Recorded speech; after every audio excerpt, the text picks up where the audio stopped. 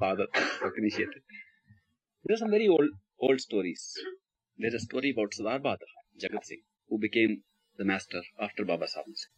He was master for a short while. But there's a very interesting story just before he became master, which might interest you. He was living in a house slightly away from the great master's house. And the great master used to call him sometimes after dinner for some work, for some talk, for showing him some letters that came from satsangis. So one day, by that time, more ladies came into the campus. So there were 3 ladies. Bibi Ruko had passed on by that time. And 3 ladies named Bibi Rali, Bibi Lajo, and Bibi Rakhi. 3 ladies came in. And they managed the affairs of the Dera. So Bibi Lajo went to ask Sardar Bahadur, Jagat Singh, to come and see the master because master was calling him. Master said, go and call Jagat Singh, I want to talk to him. That was about 10 o'clock at night. She went down the stairs to the house and said, the great master is calling you. So he said, okay, I'm just coming. So he came. In the meantime, great master was busy, maybe changing in one of the rooms. And so the Baba Jagat Singh came outside and knocked at the door. And the same lady, Bibi Lajo, opened the door. He said, oh, you have come? Hold on. I'll just inform the great master. Then she just closed the door to go and inform the great master and bolted it and went to tell the great master. Somehow she saw the great master was in the bathroom. She waited. Then she got busy with something else and she forgot about it. And there was another staircase from the other side, from the kitchen side. And she locked the house. Great master retired in his bedroom and she locked the house and went down and went to sleep. In the early morning, she came back from the kitchen side, brought a cup of milk for the great master, maybe about 3 o'clock, 4 o'clock in the morning, and told the great master that I have brought this.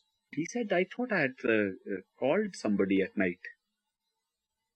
And she said, oh, yes, I had gone to Sardar Bahadur Jagat Singh to call him. And I forgot. When he came to the door, I said, wait here. And I just informed the great master. I hope he's not waiting still. She ran out and opened the door.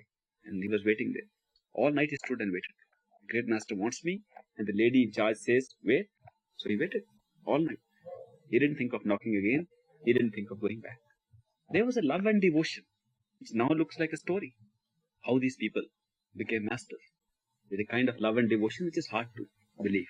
Some satsangis, after the great master's passing on, were very disappointed because they missed the great master who had initiated them. And they said, it's true, Sardar Bahadur is a very good satsangi and he is full of devotion. But maybe he is not the same guru, the same master. We had lost our master. So some of them decided to go and consult the new master. When they went there and they put their heads down, they felt that they heard the voice of Baba Charan Singh. They opened their eyes and there was Baba Charan Singh standing. It took them several minutes before they could realize that no, it was Sardar Bahadur Jagat Singh. This experience happened several times after Sardar Bahadur became master. And then they were convinced that there is no difference between masters. That all the masters are the same. And only they perform their role and they deal with their marked sheep, their own allotted quota of human souls whom they have to help. During that period, my mother-in-law had an interesting experience with Sardar Bahadur. I can narrate that because it happened within my own personal knowledge.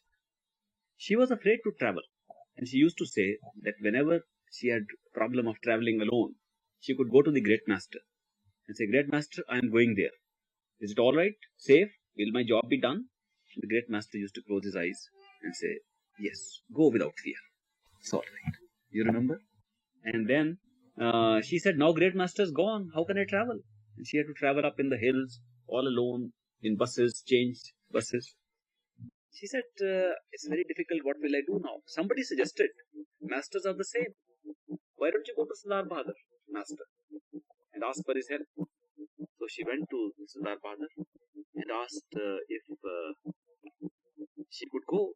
He said, sure. Are you afraid? She said, no, but I thought I could come to the great master and he would always give me help and support on the way. I would never run into difficulty. Now I didn't know whether I should come to you or not, but I have come. And the Sardar Bahadur said, no, the master will be with you as before. So she left on the journey. In the bus, she had a very strange experience. She sat on one side, on the other side Sardar Bahadur was sitting. She says, how come you also came along? She didn't know that it was only her own vision. She thought he was actually traveling. He said, don't worry, I'm taking care of you. She traveled, changed buses, he traveled along with her. He said, where are you going? He said, I'm going where you are going. And he stayed with her all the time, in visible physical form. And every time wherever she went, she would go to buy a book at the bookstore, he would go with her. He wouldn't leave her for a second. She recalls, and she told me that ultimately she had to go to the restroom and say, please Sardar Bahadur, now you stay out. And she had this personal experience with Sardar Bahadur Maharaji, Sardar Bahadur Master. With the present Master also she had a very interesting experience. So I'll tell that story also. She used to complain that her problems were taken care of by the great Master who initiated her. Now who will take care of her problems? Even Sardar Bahadur has gone. He stayed as a master for a short while. He says, look, my house is not built. I've been trying to build my house and complete it for years. The land is there. We've got the material. We can't build it. We don't have the money. That man took the loan from us. He's not giving the money back. Not returning the loan. Look at that guy. He's not doing this. Look at my son. Eldest son. He's gone to Minneapolis in USA. Settled down there. Married an American girl. Doesn't want to come back. I'm left high and dry. If these problems had come before me earlier, I would have gone to the great Master and said, Master, what is this going on? And he would say, don't worry, I'll take care of it. Who can I go to now? When this was happening, she talked to me also about these problems. And I suggested to her, why don't you talk to the present Master? There's no difference in Masters. So, she says there's one difficulty of talking to the present Master, Baba Charan Singh. Because he's so young, he knows me as a sister-in-law. He calls me Babiji, that means sister-in-law. And he pats me on the back, and he has got such an informal way of dealing with me. I don't know if I can treat him as a master. I don't know how I can talk to him. But those masters were full of awe and were at a distance from me. But this one is so informal with me. I don't know what to do. He comes, asks for some cookies and takes some drink from my fridge and chats around like any member of the family. How can I ask him for these things? But I said, you might try. She said, I can't try. As it happened, next week, the present Master went over to her house. And when he went over, he said, now what's cooking and so on after those informalities. He sat down next to her and said, now tell me, whatever you want, you tell me what you want. Ask what are your wishes so that they can be fulfilled. She was taken aback. She says, you mean seriously? He said, I mean very seriously. Whatever you want will be given to you. Ask what you want. She said, is it really true? He said, yes, it's true. Whatever you ask now will be given to you. She said, okay, let me think. She says, maybe my house should be completed soon. He said, that will be completed within the year. It will be completed very soon. She says, that's good. And we should also get that money back, the 25,000 bucks that man owes us. He said, all right, you'll get the money back also. What else? She said, my younger son, he couldn't get through in the examinations. He should also pass in his exam so he can get a job. Okay, he'll also pass. What else? He said, well, there was another financial matter which was not being settled. That should also be settled. He said, that will also be settled. What else? She said, what else? He said, I can't think of anything else.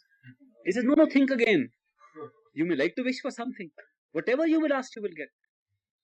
She said, I don't think I can think of anything else at the moment. He said, no, whatever you ask, now you ask, you'll get it.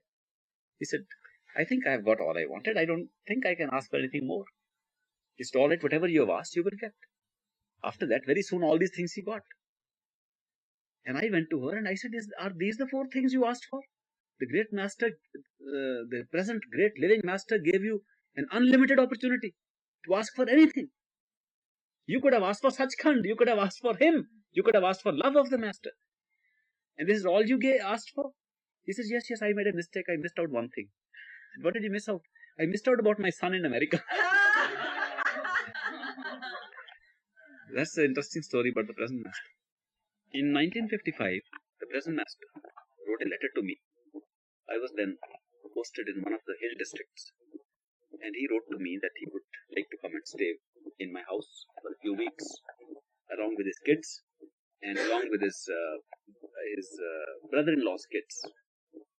I was in a place called Kandaghat. I had a big house with 5 bedrooms, official house, in my civil service position. So the present master, he came and stayed with me. I was a bachelor, not married at that time. He came and he said, I'll take care of all your cooking, your kitchen, everything. You're a bachelor, you don't bother. You got ladies in the family. The master's wife was there. The master's wife's brother and the wife's brother's wife were there. So he said, a lot of kids are around. They'll take care of everything. You be our guest in this house. I said, that's fine. Suits me fine. I always like if somebody else takes over from me. I said, if the master takes over, what else does one need? So we had about 3 weeks of holiday at that time in 1955. After 3 weeks, the master came to me and he said, you have a beautiful house. You have a beautiful environment, lovely place. The only thing that's missing is the one that I have for you. I said, what is that? I thought I was initiated long ago. What else am I missing? He said, you're missing a wife. And I said, am I? He said, yes, there's a girl who's going to be your wife. I said, where is she? He said, she's in Delhi. And I picked her out for you. I said, that's fine. So he said, would you like to talk to her? I said, my mother is in Delhi, she can talk to her. I made a long distance call to my mother. I said, the master is here. He says, I need a wife. And the girl is in Delhi, about 200 miles away. Would you like to see her and decide if she is suitable for me? We have arranged marriages like this. My mother said, but if the master says she is right, what is there for me to see? You say yes. So I said, my mother says yes, so I say yes. And the master said, fine, now we'll fix the date of the wedding.